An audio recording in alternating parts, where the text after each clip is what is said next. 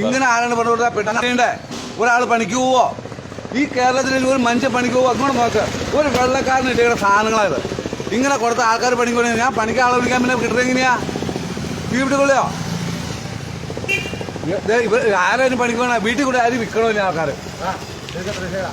എടാ വയസ്സിന്റെ കഥ പിണറായി ഗവൺമെന്റ് കൊടുക്കണ വെള്ളക്കാരന് കൊടുക്കണ ആൾക്കാർ പണി എടുക്കുവോ? ഇങ്ങനെ കൊടുക്കാൻ വേണ്ടോ? എന്തെങ്കിലും കൊടുക്കാൻ വേണ്ട ആൾക്കാർ പണിക്കൂലാന്ന് വീട്ടുകൊള്ളിയോ?